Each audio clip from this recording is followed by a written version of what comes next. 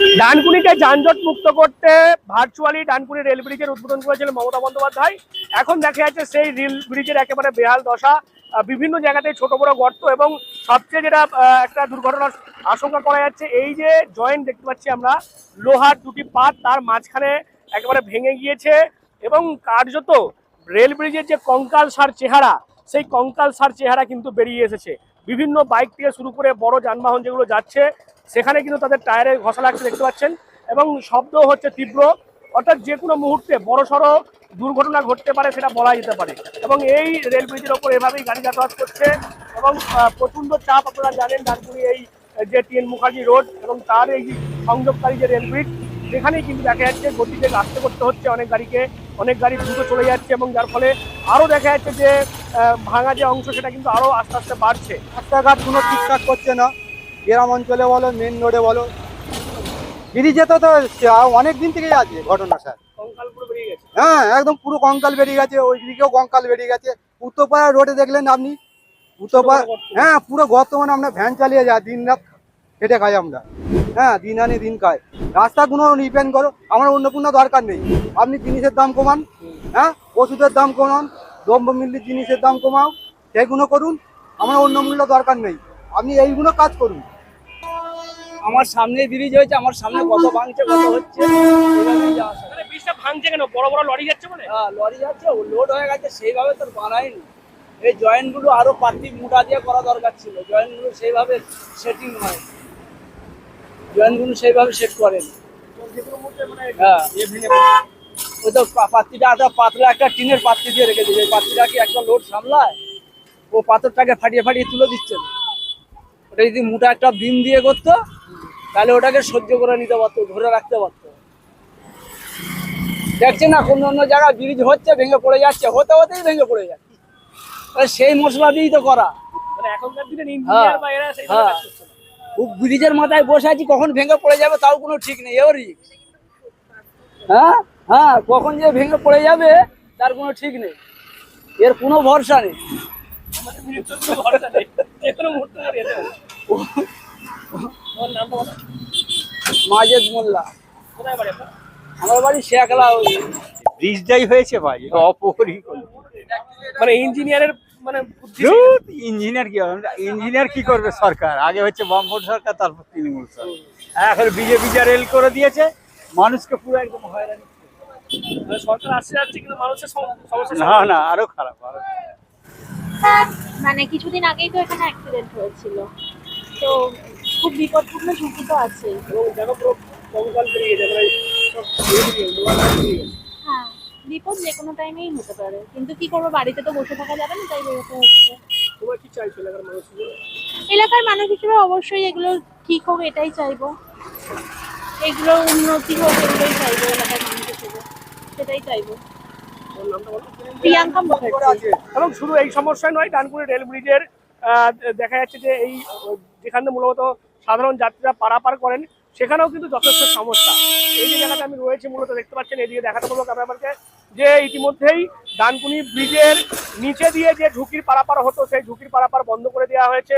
অর্থাৎ যারা বাজারে যান এপার ওপার, তারা কিন্তু এখন এই ব্রিজের ওপর ভরসা করেই যাচ্ছেন। অনেকে দেখা যাচ্ছে প্রবীণ যারা বয়স্ক, তাদেরকে ঝুঁকি নিয়ে অনেকটা পথ অতিক্রান্ত করে তারপর কিন্তু ওপারে যেতে হচ্ছে, যার ফলে অনেক সমস্যার সম্মুখীনও হচ্ছে।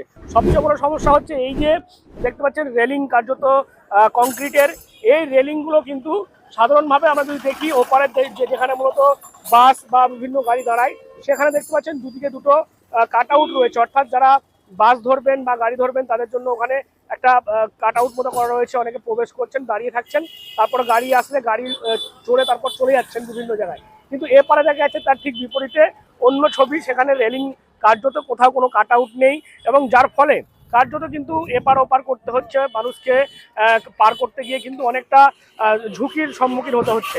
এবং সবচেয়ে লজ্জাজনক ছবি যেগুলো দেখতে পাচ্ছি আমরা, মহিলারা তারা শাড়ি পরে, কেউ দেখা যাচ্ছে তাদের শিশুকে স্কুল থেকে নিয়ে এসে বাচ্চাদেরকে প্রথমে কোলে করে তুলে দিয়ে তারপর তাকে নিজেকে পার হতে হচ্ছে।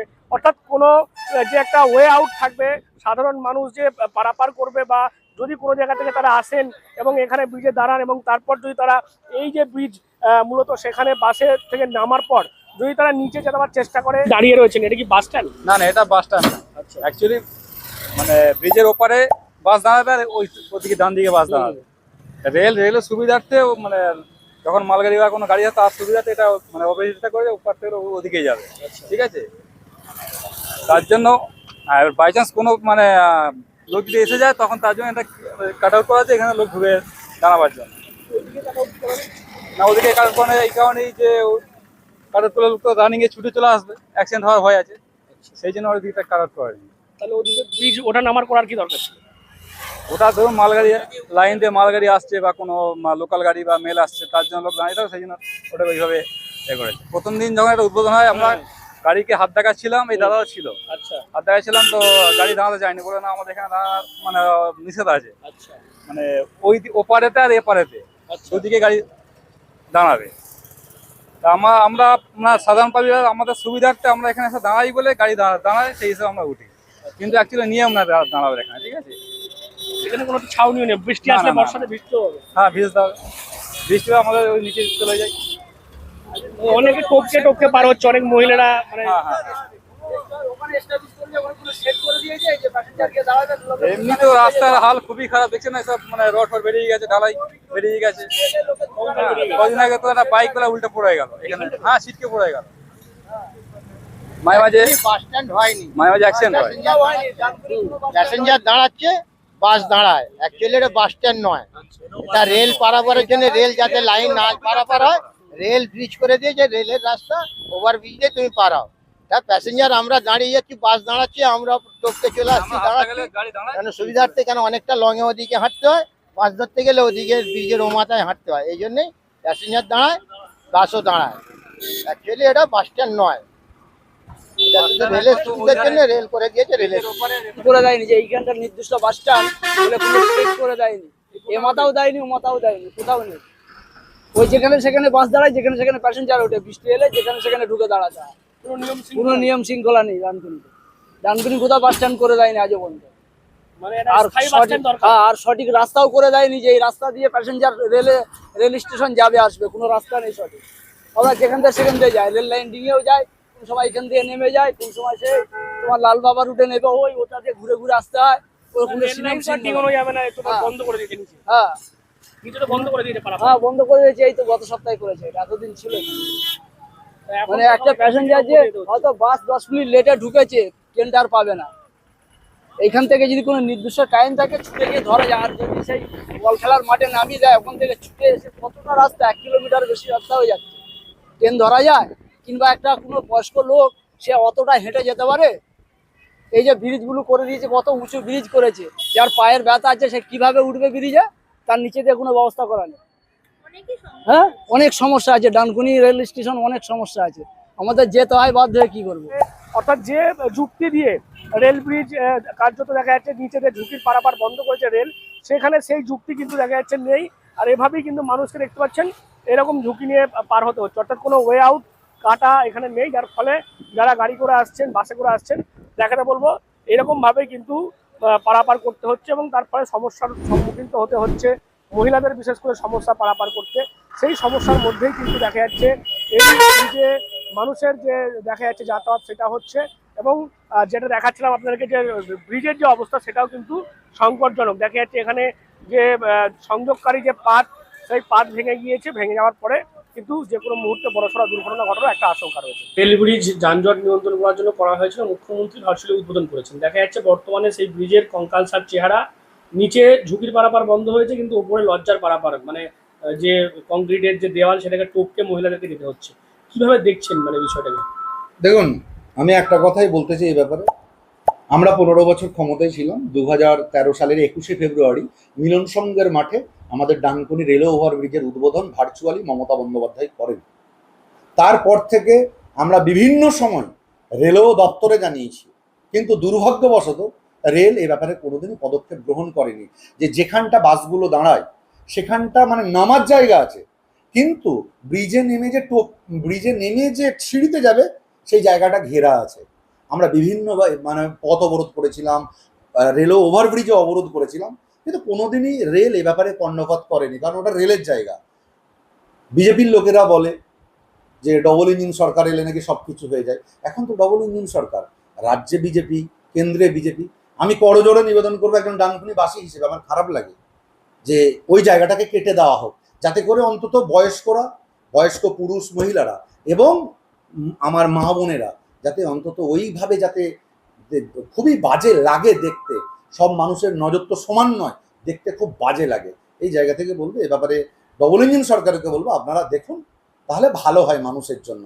আর এখন তো রেলওয়ে ওভারব্রিজও ঠিকঠাক করে দেখা হচ্ছে না, দেখবেন অনেক জায়গায় না, দেখবেন একদম পিচ সব উঠে গেছে। তারপর আমাদের রেলওয়ে ওভারব্রিজের লাইটগুলো দীর্ঘদিন ধরে এখন খারাপ হয়ে পড়ে থাকে। আগেও খারাপ হতো, কিন্তু সেটা তাড়াতাড়ি সারানো হতো, কিন্তু এখন দীর্ঘদিন ধরে খারাপ হয়ে পড়ে থাকে। আমি সেদিকে লক্ষ্য রাখতে বলবো, কারণ এগুলো যদি ঠিকঠাক করে করা হয়, ডানকুনির মানুষ ভালো থাকবে। সেখানে বিজেপি, তৃণমূল, কংগ্রেস, সিপিএম বলে নয়, আমরা সবাই ভালো থাকবো। আরও একটা বলবো, আজকে কাউকে কিছু না জানিয়ে 8 নম্বর রেলগেটের নিচেটাকে একদম বন্ধ করে দিল। আজকে একদম দুভাগে বিভক্ত করে দিল। আজকে ওপারের লোকেরা এপারে আসতে পারে না, ওপারের লোকেরা এপারে যেতে পারে না। কারণ যাদের কাছে স্কুটি আছে, বাইক আছে, তারাই একমাত্র যেতে পারে।